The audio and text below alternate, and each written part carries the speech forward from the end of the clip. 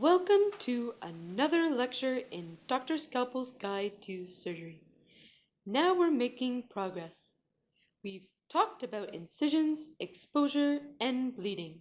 Today we're going to look at some of the moves you can make when you're in the operative field and how to handle the tissues of the body. Are you ready to operate, Alex? Yes, indeed, Dr. Scalpel. Let's start with your hands. Consider your dominant hand. For most of us, that's your right hand. This is the hand that's going to be doing most of the work in the OR. It's the hand that holds the scalpel, the scissors, the clamps, and the cautery.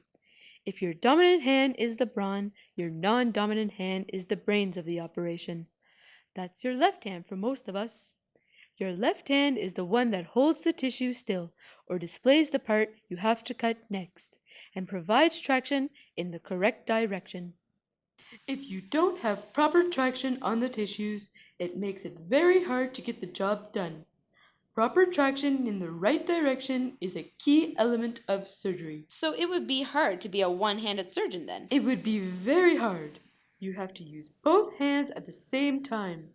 If an operation is going badly, it may be because you're forgetting to use both hands. That goes double for laparoscopic surgery. So don't you let your left hand fall asleep. Got it, Alex? Yes, sir. Both hands awake at all times. Okay, let's talk tissue handling. People aren't made of tissue paper and cotton wool, but they aren't made of steel either. You have to learn how firm you can be when you're handling a person's tissues. If you're too gentle, you won't get the job done. But if you're too hard, you'll damage the things you shouldn't. So, don't be afraid of the body, but don't hurt it either. You have to treat the tissues with respect. Okay. Treat tissues with respect. Check. Right, what's next? Oh, for goodness sakes, Thumbs. I'm trying to teach here. Sorry, Dr. Scalpel. Sorry I'm a bit late. I was just borrowing some instruments from the OR.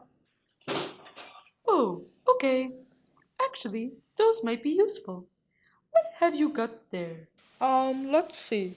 There's some DeBakey's, Adsons, some Bonnies, and then some Cokers and Alice's, and then some Snaps and Kellys. Those are all instruments? How am I ever going to learn all those names? Don't worry, Alex. Soon you'll be able to name them on site. It's cool to be able to ask for an instrument by name instead of saying, hey, can I have that pointy thing with a doohickey on it? Yeah, 'cause no one here ever did that.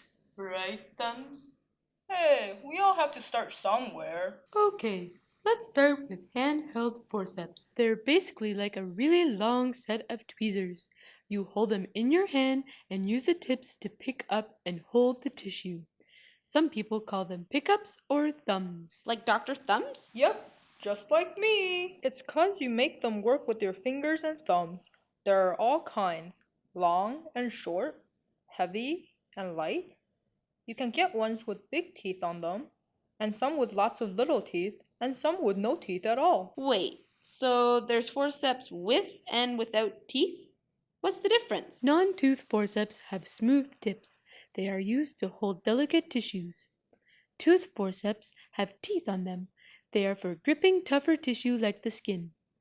There are lots of names for these thumb-type forceps. Adsons are short and toothed. Bonnies are long and toothed. DeBakey's come in 3 sizes and have little teeth. You'll encounter other ones in the field too. Because the teeth on the Bonnies are bigger, we use them if we're working with tough fascia. Adsons get used on the skin, and I like DeBakey's for the bowel. DeBakey's are my favorite. There is another sort of instrument we hold tissue with, called tissue forceps. These are kind of like scissors. They have 2 blades connected with a hinge or a ratchet. You put your thumb in one hole and your ring finger in the other. Use your index finger to steady the instrument and you're ready to go. These forceps grab onto the tissue pretty hard, so be careful not to injure the tissue.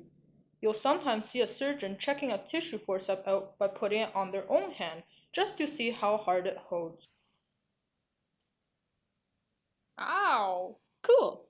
Are there different kinds of tissue forceps? Absolutely. Some of the ones you might see are the Babcocks, which we put on the bowel sometimes. Then there are the Ellis forceps. These are more robust than the Babcocks. And then the Cokers have big teeth on them. They grip the tissue pretty hard. Yep, you will never use a Coker's on the bowel. It would just be too hard on the tissue. We only use Cokers on really tough tissue like the fascia. Wow, there are a lot of instrument names to learn. This is only the start, Alex. But don't worry. Once you start operating, you'll soon learn your Babcocks from your DePakey. Neato. Okay, Alex. That's enough for one day. What did you learn? Let's see. Number 1. Don't be afraid of the body's tissues, but don't be rough with them either. Number 2. Use both of your hands when you're operating. Number 3.